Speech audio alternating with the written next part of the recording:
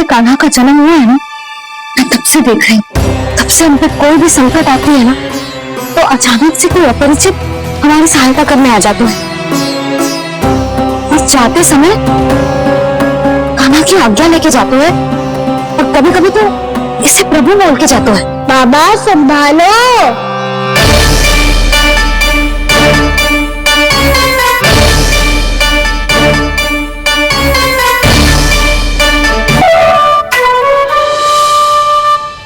जब से कान्हा का जन्म हुआ है ना, मैं तब से देख रही हूँ। तब से हम पे कोई भी संकट आती है ना, तो अचानक से कोई अपरिचित हमारी सहायता करने आ जाते हैं। और जाते समय कान्हा की आज्ञा लेके जाते हैं, और कभी कभी तो इसे प्रभु बोल के जाते हैं। बाबा संभालो। यशोदा, इस जानकी को चढ़ो है और विचित्र विचार तुम्हारे मन में है। अरे सब जानते हैं कि हमारा परिवार राजसी, तुम्हें पता ना चलते हो पर हमारे कान्हा को सब राजकुमार ही समझते हैं देखकर। इसीलिए उसे सम्मान देने के लिए सब ऐसा ही करते हैं, और कोई बात नहीं।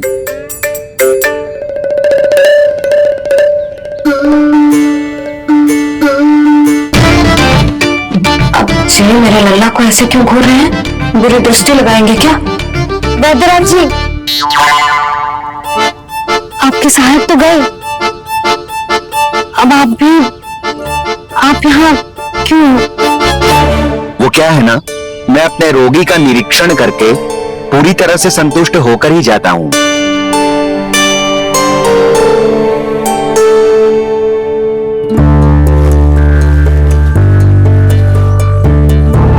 हाँ, संकेत तो अच्छे हैं, कल सुबह तक बिल्कुल ठीक हो जाएगी। धन्यवाद वैद्य जी।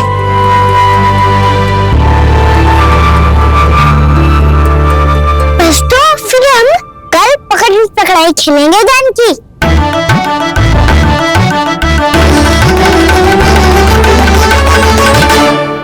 भानु, बंसी, जाकर उस क्षेत्र के चारों ओर ताड़ बनवा दो और वहां सूचना पट्ट भी लगा देना, ताकि जानकी के साथ जो हुआ है वो किसी और के साथ ना हो। शीघ्र जाओ। जी ठीक है।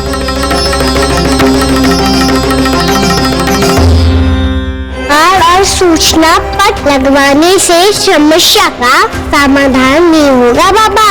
निर्दोष पशु सूचना पट देख कर भी कुछ समझ नहीं पाएंगे।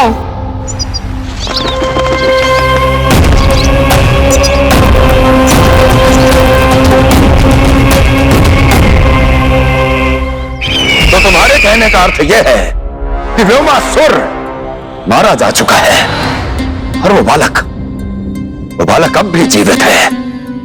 हाँ महाराज, मैंने गोप बालकों को कहते सुना था कि कृष्ण ने छलिया को मोक्ष दे दिया है, पर वृंदावन सुरक्षित नहीं है महाराज। वो एक बहुत बड़ी समस्या से जूझ रहे हैं। कैसी समस्या? गांव के निकट क्षेत्र में किसी विषैले सर्प का निवास है। उसके विष का प्रभाव इतना भयानक है महाराज, जैसे विष ना हो, स्वयं हलाहल हो। मेरी कोई भी औषधि रोगी का उपचार नहीं कर पा रही थी। निकट के क्षेत्र में कहां है वो सर्प? गोप मानते हैं कि वो सर्प गांव के निकट यमुना नदी के जल में रहता है। मुझे तो लगता है महाराज, ये कालिया नाग की कथा कोई किंवदंती या लोक श्रुति नहीं, एक सच्चाई है, एक विषैली सच्चाई।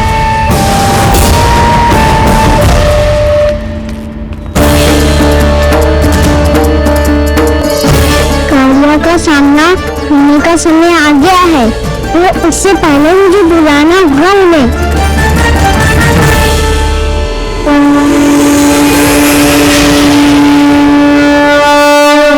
संसार के दारुण भय का नाश करने वाले, सभी कष्टों का हरण करने वाले, विश्व का समस्त ऐश्वर्य प्रदान करने वाले, कमल जैसे लोचन, मुख और चरणों वाले आजानुभुज श्री राम को मैं बार बार नमस्कार करता हूँ। आपदामपहर्तारम दातारम सर्व संपदाम लोकाभिरामम श्री रामम भूयो भूयो नमाम्यहम्। काकभुसुंडी, काकभुसुंडी, काकभुसुंडी। प्रभु क्षमा करें, मुझे जाना होगा।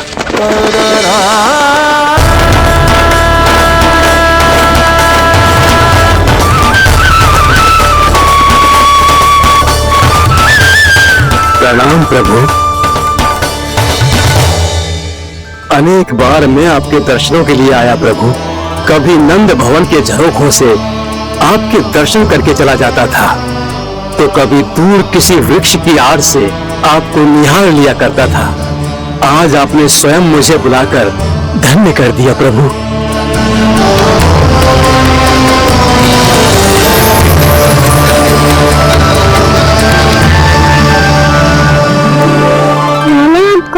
विशेष कारण से बुलाया है। आपके श्राद्ध से इस कालियानाग को मुक्त करने का समय आ गया है। ये तो बहुत ही उत्तम समाचार है प्रभु। इतने वर्ष बीत गए, मुझे आज भी स्मरण है वो दिन जब मैंने उन्हें श्राप दिया था। अपने क्रोध पर नियंत्रण खोकर बहुत बड़ी भूल कर दी थी मैंने प्रभु। घटनाओं पर दुखी होकर कोई लाभ नहीं है। हमें भविष्य की ओर देखना होगा।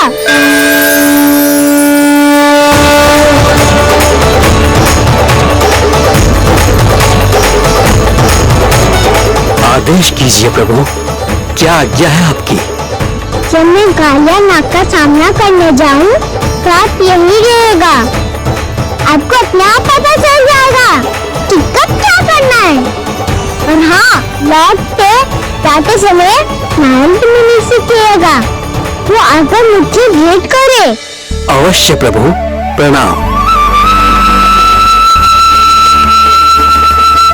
क्या इसने सच्ची में देवर्षि नारद को बुलाया है? नारायण नारायण। आपको संदेश भेजने की आवश्यकता नहीं थी, आप स्मरण करते और मैं चला आता। मेरा कल्याण है नारद।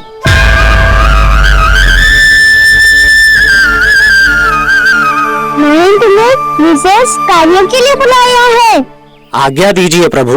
तुम्हें एक बात से कंस से भेंट करनी होगी।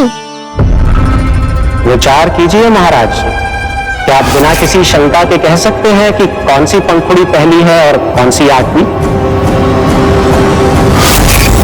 उस दुष्ट से भेंट करना स्वयं कीचड़ में उतरने के समान है प्रभु। कमल पुष्प प्राप्त करना हो तो कीचड़ में उतरना पड़ता है नारद। आपका आदेश तो मैं स्वप्न में भी नहीं टाल सकता प्रभु। कंस कालियानाग के बारे में जान गया है, पर वो उसका सामना करने का साहस नहीं कर पाएगा। मैं आतुर हूँ प्राप्ति, मूर्ख नहीं। मेरी बुद्धि फिर नहीं गई है। मैं स्वयं उस कालिया जैसे महाविषैले सर्प के सामने खड़ा हो जाऊं और अपने ही काल को आमंत्रित कर लूं। तो फिर अपने लाभ के लिए उसका प्रयोग करने का कोई और उपाय सोचिए स्वामी।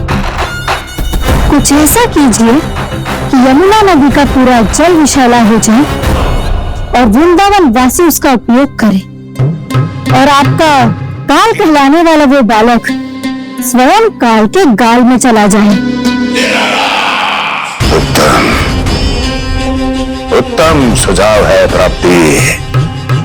अब मुझे उस कालिया तक पहुंचने का मार्ग ढूंढना होगा, उसको विवश करने का कोई उपाय ढूंढना होगा, क्योंकि व्यक्तिगत रूप से उससे भेंट करना असंभव है। असंभव। आप सही कह रहे हैं प्रभु। कंस में इतना सामर्थ्य नहीं कि वो कालियानाग का सामना स्वयं कर सके। वैसे तो कालिया गरुड़ देव का भी सम्मान नहीं करता, तो फिर वो कंस का सम्मान क्यों करेगा भला? नहीं करेगा, पर कंस तुम्हारा सम्मान अवश्य करेगा नारद। तुम्हारी बातें भी सुनेगा और मानेगा भी। ये मेरी योजना का बहुत ही महत्वपूर्ण भाग है। तुम कंस के पास जाओ और कहो कि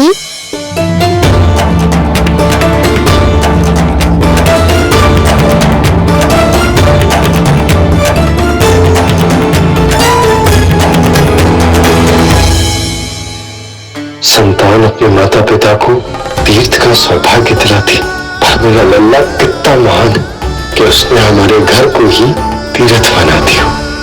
ऐसा तीर्थ जहां मेरी आंखों के सामने भक्त और भगवान का मिलन हो रहा है।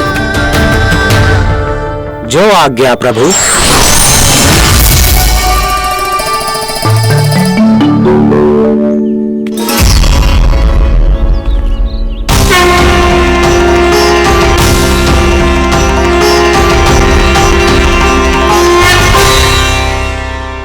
बाबा, कान्हा,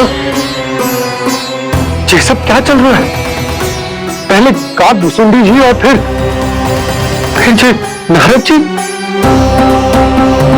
क्या योजना बना रहे हो तुम? कान्हा, बताना लल्ला, क्या सोच रहे हो तू? कान्हा देख, अगर तुझे अपने बाबा को ना बताना हो ना, अपने भक्त को बता दे। क्या सोच रहे हो लल्ला? क्या करने वाले हो आप?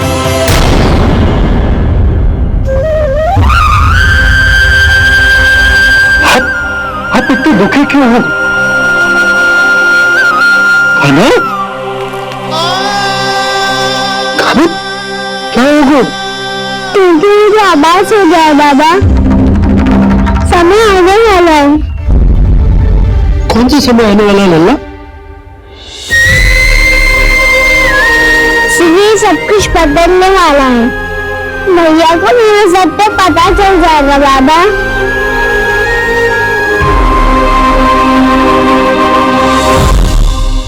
पर लल्ला, इसका काक भुसुंडी और कालिया नाग से क्या संबंध है?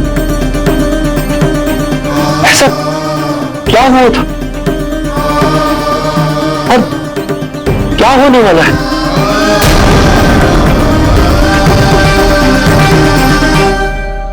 जो होने वाला है बाबा, उसका संबंध उससे है जो सैकड़ों वर्ष पहले हुआ था।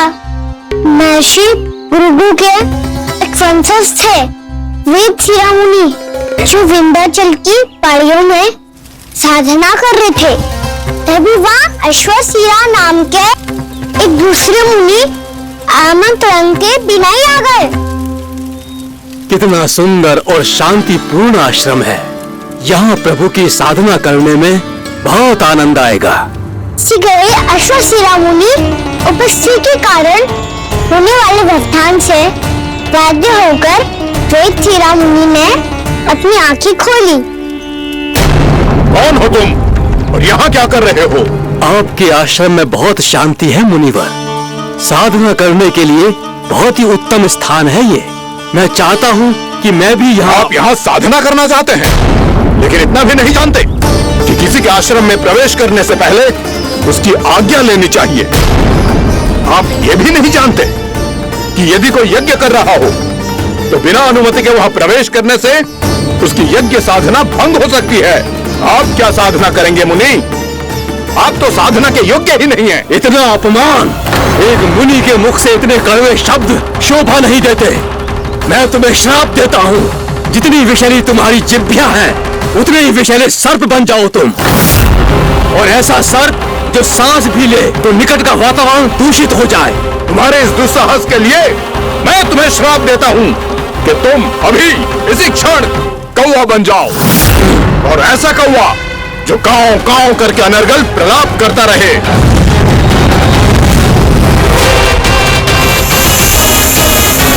ये मैंने क्या किया? ये मैंने क्या किया? क्रोध के कारण दोनों ने एक दूसरे को श्राप दे दिया। पर दोनों ही मेरे भक्त है, और भगवान होकर मैं अपने भक्तों को इतनी कठिनाई में कैसे देख सकता था? इसलिए जिस संकट में उन दोनों ने अपने आप को फंसा लिया था, उसका समाधान करने में मैं उनके पास गया।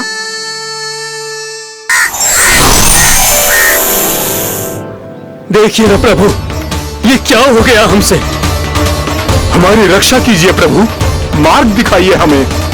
क्रोध पर नियंत्रण ना होने के कारण आप दोनों ने एक दूसरे को बहुत ही भीषण संकट में डाल दिया है। अब दोनों ही तपस्वी, तप के बल से दिए गए आपके श्राप को लौटाना भी संभव नहीं है।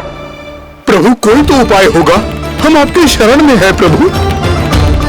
अपराध तो हमसे हुआ है प्रभु, पर अब आपसे ही आशा है।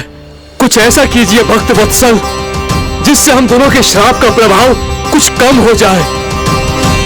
आप दोनों ही मेरे भक्त हैं, इसलिए आपकी पीड़ा का निवारण करने का एक उपाय है मेरे पास। वेद शिरोमणि, जब आप कालियानाग बनेंगे तो आपको मेरे चरणों को अपने शीश पर धारण करने का सौभाग्य मिलेगा। और अश्र शिरोमणि, आप काग योनि होने के बाद भी आप श्रेष्ठतम ज्ञान और सर्वाधिक यौगिक सिद्धियों के स्वामी होंगे और प्रवचन दिया करेंगे। इसके बाद अश्वशिरा मुनि काक भुसुंडी बन गए, जिन्होंने आगे चलकर सेन गरुड़ देव को रामायण सुनाई। और मुनि वेदशिरा महर्षि कश्यप और देवी कत्रियों के पुत्र कालियानाग बनकर जल में। अरे वही कालियानाग जमराज्य में, जिनके कारण जानकी के पांव लगभग चले ही गए थे। अब कालियानाग को उचित स्थान पर भेजने का समय आ गया है बाबा। और ये तो अच्छी बात है कान्हा, वेद शिरा मुनि को दिया हुआ तुम्हारा वचन भी पूरा हो जाएगा, जमुना जी की शुद्धि भी हो जाएगी। इस सब के बाद भी तुम दुखी क्यों हो? क्योंकि इसके बाद मैया के सामने मेरा रहस्य खुल जाएगा बाबा। उन्हें पता चल जाएगा कि उनका बालक कोई साधारण बालक ना है। भविष्य में जो होने वाला है उसे सबके सामने घटने से रोकना मेरे लिए भी संभव ना होगा। मैया को सब पता चल जाएगा। क्या पता चल जाएगा रे मुझे?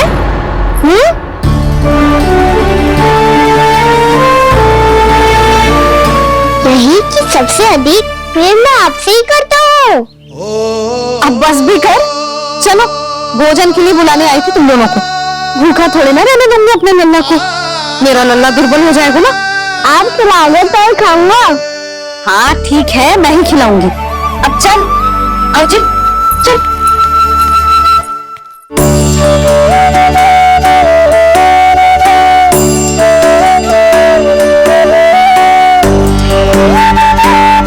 भैया खेलो ना मेरे साथ। भैया सुनो ना, मेरी बात ना मानोगी? अभी बहुत कार्य पड़े नन्ना, विज्ञान की औषधि भी देने जाना है ना। क्या औषधि मैं दे दूंगा, फिर तो खेलोगी ना मेरे साथ। पिछले कुछ दिनों से अपनी मैया का अधिक से अधिक प्रेम पाने का प्रयास कर रहा है कान्हा। इसका तो एक ही अर्थ हो सकता कि कछु बहुत बड़ा होने वाला है। कान्हा रुक जा नन्ना। कान्हा क्यों तंग कर रहा, मैया को पहन लेना। कान्हा कान्हा, ये क्या करा तूने?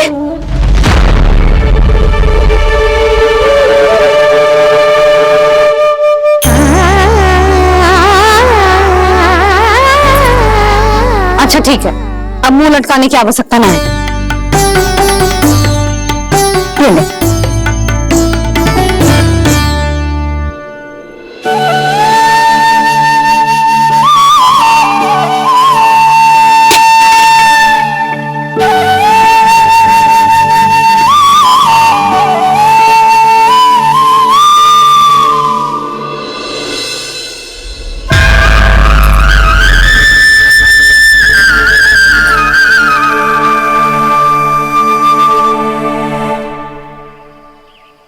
तंग करे मैया को खिजाए, खेले रूठे मनाए,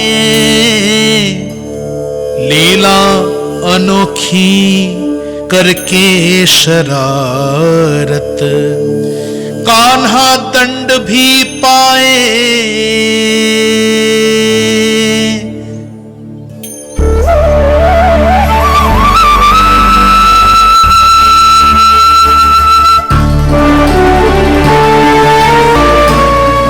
डांटना मनाना, खेलना खिलाना, पहले शरारत करके क्रोध दिलाना और फिर क्षमा मांग लेना, ये सब जानबूझकर कर रहे हैं कान्हा, जैसे जीवन भर के लिए अपनी मैया की ममता को अपने हृदय में समेट कर रखना चाहते हो। कैसे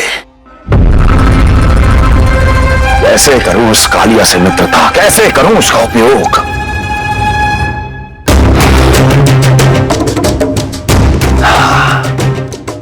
उस पर आक्रमण कर देता हूं और उसे किसी ना किसी तरह से यह विश्वास दिला देता हूं कि यह आक्रमण उस विष्णु अवतार ने किया है।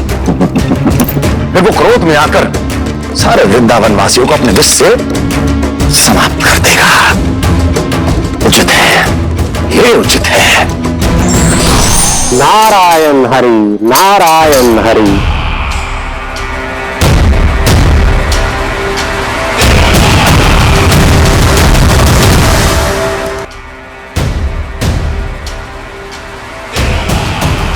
प्रणाम देवर्षि। किस योजना में कितना लाभ है और कितनी हानि, यह आंकलन करते करते थक गए होंगे मथुरा नरेश। देवर्षि, आज मेरा ध्यान कैसे आ गया आपको? आप तो सदैव ही मेरे ध्यान में रहते हैं महाराज कंस। सत्य तो यह है कि मथुरा में जो भी हो रहा है मुझसे छिपा हुआ नहीं है। मैं जानता हूं कि आप किसी भी असुर को वृंदावन क्यों ना भेजें, और वो असुर कितना भी शक्तिशाली क्यों ना हो, कृष्ण का सामना नहीं कर पाता। या तो पराजय स्वीकार करके आपके पास लौट आता है, या तो फिर वीर गति को प्राप्त हो जाता है।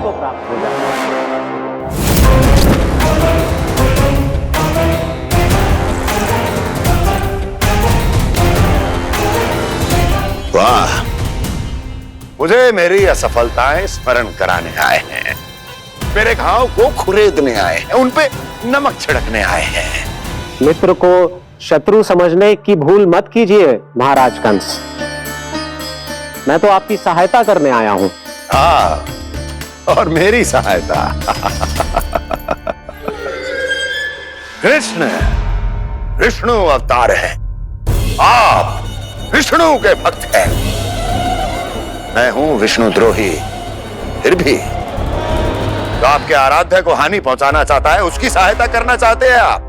क्या आप निश्चित रूप से कह सकते हैं कि आप ब्रह्मांड के सभी नियमों को अच्छी तरह समझते हैं? अवश्य। आपके लिए बस इतना ही जानना पर्याप्त होगा कि मैं जो कुछ भी कर रहा हूं उसके लिए मेरे व्यक्तिगत कारण हैं। मैं तो बस आपके हित में पिछली बार की तरह एक सुझाव लेके आया था, पर यदि आप मेरा सुझाव सुनना भी नहीं चाहते तो आपकी इच्छा। नारायण हरि, नारायण हरि।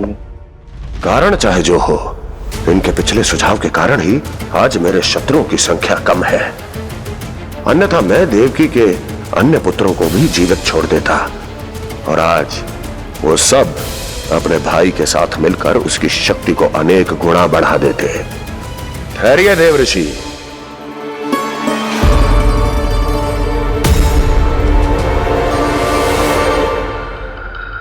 बताइए क्या सुझाव है आपके पास? मेरे सुझाव का नाम है कालिया नाग।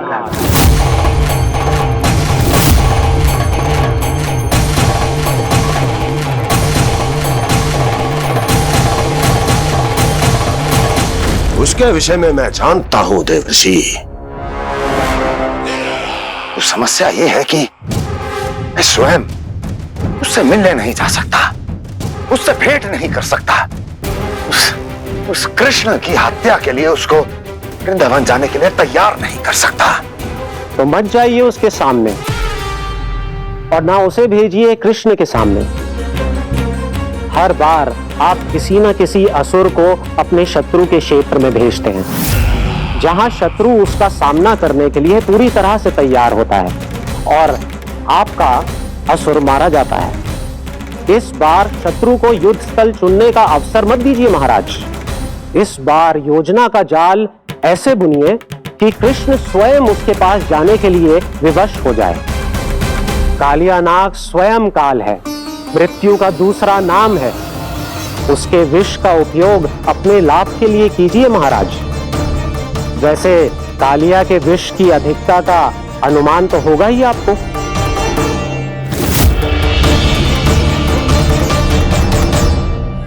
एक बार जो उसके क्षेत्र में पहुंच गया, फिर उसके विष से बचना असंभव है। उचित सुझाव है देवर्षि, उचित सुझाव है। देवर्षि, उस छलिया विष्णु की भक्ति करते करते आप भी उसके रंग ढंग सीख गए हैं। उचित है, उचित है।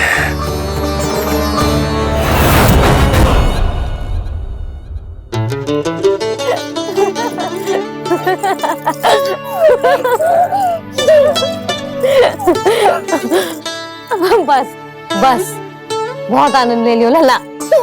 बस अब दूध पी ले। ठहर ठहर, गर्म है। जी ले ले।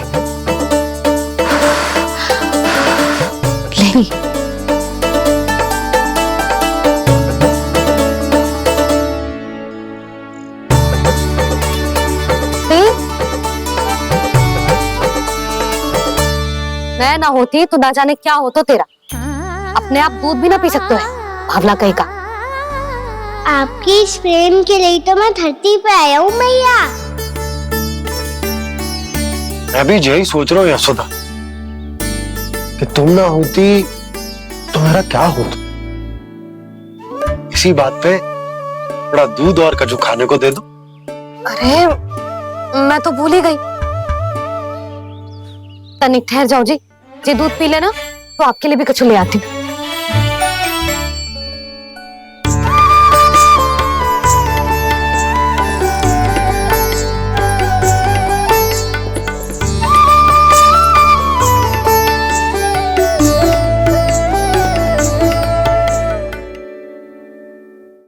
प्रणाम महाराज।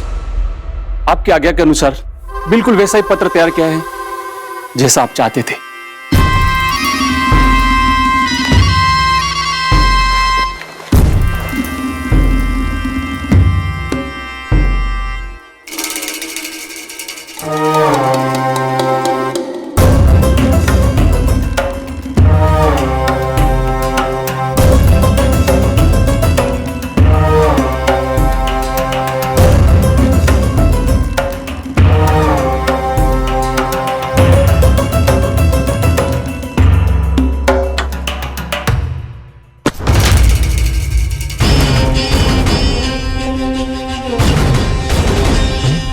कृष्ण जन्म से लेकर आज तक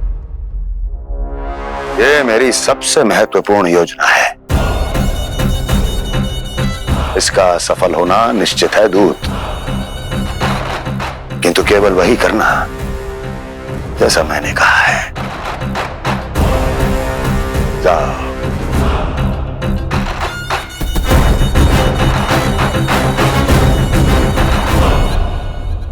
कान्हा,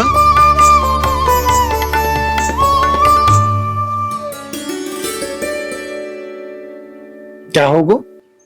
बाबा मैं चाहता हूँ कि मैया की स्वमता क्रिस्टल फ्रेम की वर्षा मुझ पे सदैव ऐसे होते रहे।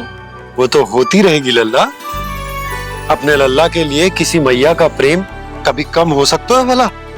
नंदराज, वो मथुरा से एक दूत आयो है महाराज कंस का राजपत्र लेके।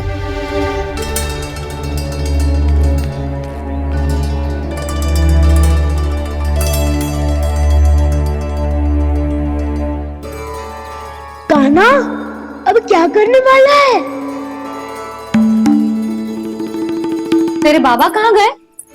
हाँ? कंस मामा का खेल आरंभ हो गया है, पर मैया वो सब सुनेगी तो व्यर्थी चिंतित हो जाएगी। बस थोड़ा बाहर गया मैया, कछु खा लिये से।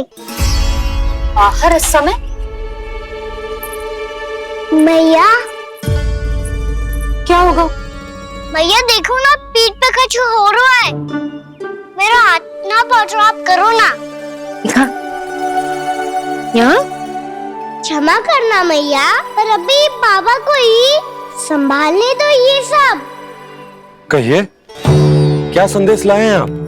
नहीं नंदराज नहीं। महाराज कंस का आदेश है कि यह संदेश सभी गांव वालों के साथ ही पढ़ा जाए। ठीक है, मैं गांव वालों के सामने पढ़ दूंगा, पर मुझे तो दीजिए पढ़ने के लिए। महाराज की आज्ञा का पालन करना आपके लिए भी आवश्यक है नंदराज। सभी गांव वासियों की सभा बुलाइए। बंसी, सभी गांव वालों की सभा बुलाओ। राजपत्र में ऐसा क्या संदेश भेजो है कंस ने? अब मेरे पत्र को पढ़कर सब भौचक के रह जाएंगे। और वो कृष्ण, उस कृष्ण के पांव के नीचे से तो भूमि खिसक जाएगी, आकाश फट पड़ेगा, बिजलियां गिर जाएंगी। प्राप्ति, ओ प्राप्ति, कंस का पुत्र स्वयं को बहुत अधिक शक्तिशाली समझता है ना वो। अब देखता हूं कैसे वो इस महासंकट का सामना करता है।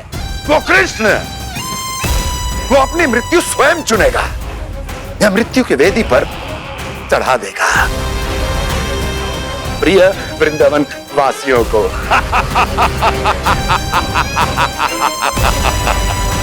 अब आएगा आनंद प्राप्ति, अब आएगा आनंद।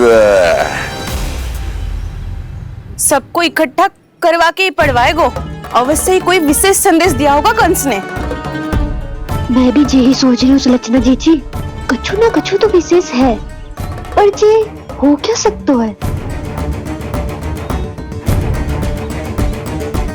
हाँ, बात तो सही है। ऐसा क्या हो सकता है? सभी गांव वासियों के सामने पढ़ा जाए, कछु तो विशेष अवश्य लग रहे हो। बाहर तक कोलाहल क्यों हो रहा है?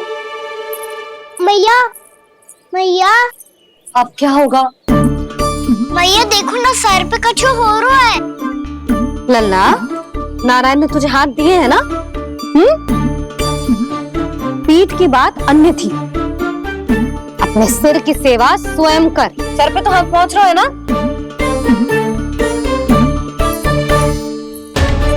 मैया सुनो ना, मैया देखो ना, तीव्र कर, कछु हो रहा है। मैया देखो ना, तीव्र कछु हो रहा है।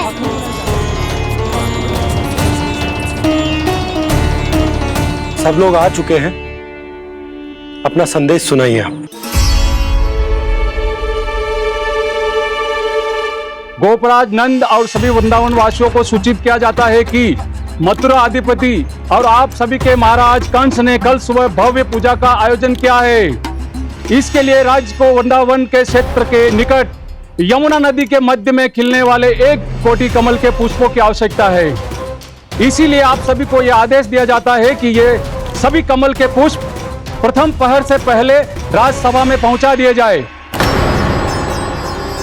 इतने सारे पुष्प, वो भी प्रथम पहर से पहले कैसे हो सकते हैं? यदि आप ऐसा करने में असफल रहे तो इसे राज आज्ञा का उल्लंघन माना जाएगा और राजद्रोह के आरोप में आप सभी को कड़े से कड़ा दंड दिया जाएगा। स्मरण रहे, यदि कल की पूजा में इन 1 कोटि कमल के पुष्पों का ना पहुंचने के कारण कोई व्यवधान आया तो समस्त वृंदावन वासियों को दोषी माना जाएगा और पूरे गांव को निवासियों सहित धूल में मिला दिया जाएगा। कल प्रथम पहर तक का ही समय है आप सबके पास।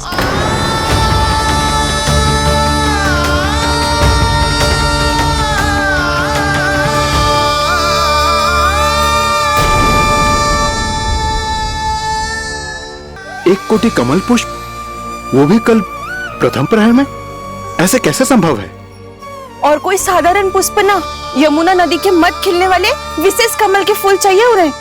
लेकिन यमुना नदी में तो कालिया नाग ने विष घोल के रखा है, तो फिर कैसे हो पाएगा? यह संभव है। हमारी मृत्यु का संदेश भेजा राजा कंस ने। सदैव की भांति इस समस्या पर भी गांव के बड़े ही विचार करेंगे। बालकों का यहां होना उचित ना है।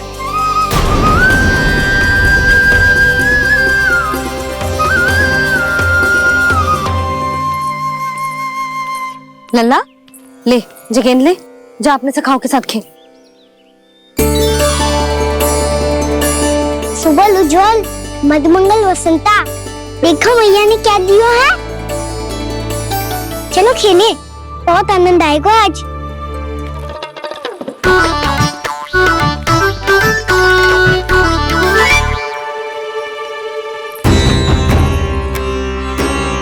भानु, बंसी, जाओ और शीघ्र ही वो घेरे का कार्य समाप्त करो।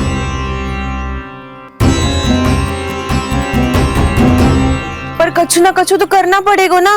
पर हम कर ही क्या सकते हैं? पुष्प लाने को और कोई उपाय है भी तो ना।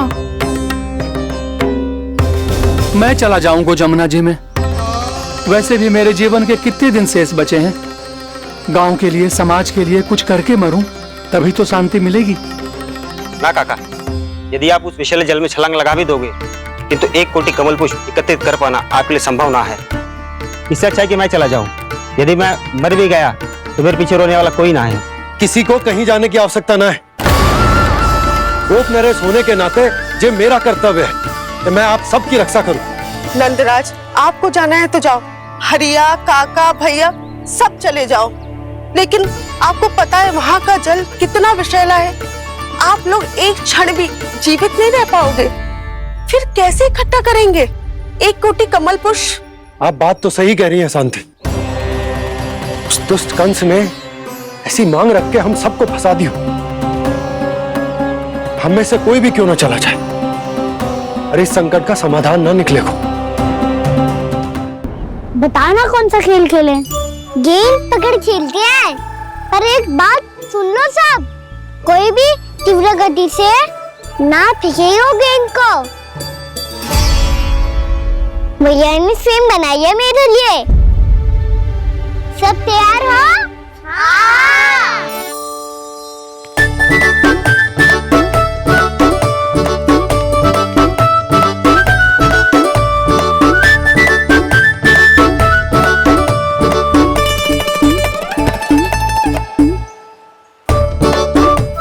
मुझे दो।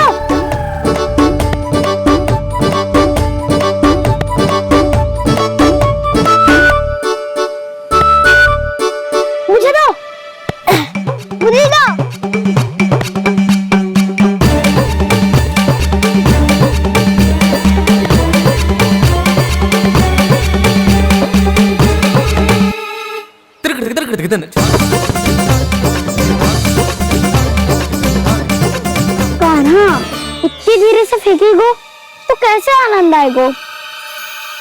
थोड़ा बल लगा के फेंक। हाँ कान्हा, हम अभी बड़े हो गए हैं, तू अब भी छोटे बालकों की तरह फेंक रहा है।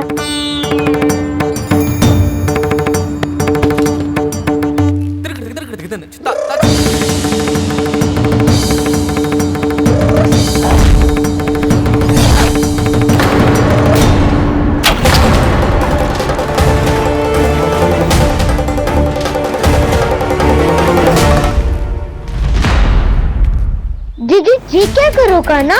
गेंद तो डूब गई।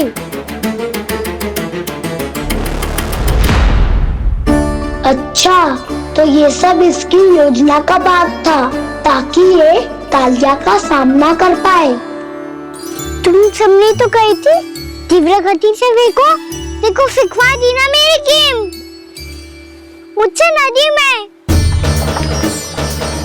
अब मुझे जाके लानी पड़ेगी। जी क्या बोल रहे थे कान्हा? इसमें तो बहुत संकट है। कोई भी संकट मेरी मैया का उपहार खोने से बड़ा ना है। बहुत प्रेम से बना के उन्होंने दी थी। हे नारायण, कोई उपाय समझ में ना आ रहे हैं। भैया, कैसे करेंगे हम अपने गांव की रक्षा? कीड़े पड़ेंगे उस दुष्ट को। यदि उसके कारण किसी के प्राण चले गए तो कौन सा फल मिलेगा उसे इस पूजा का? तुम सही कह रही हो यशोदा। और हमारे पास कोई और दूसरा विकल्प भी तो ना है। यदि हमने मथुरा की राज आज्ञा का पालन ना किया तो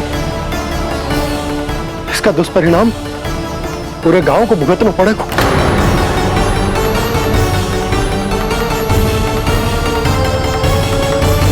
पाना,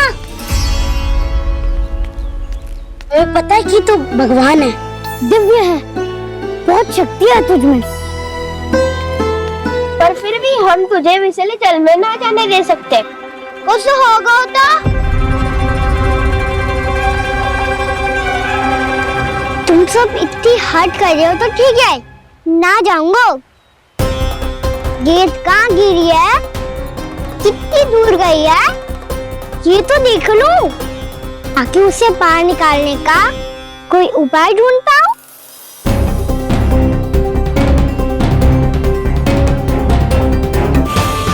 हाँ।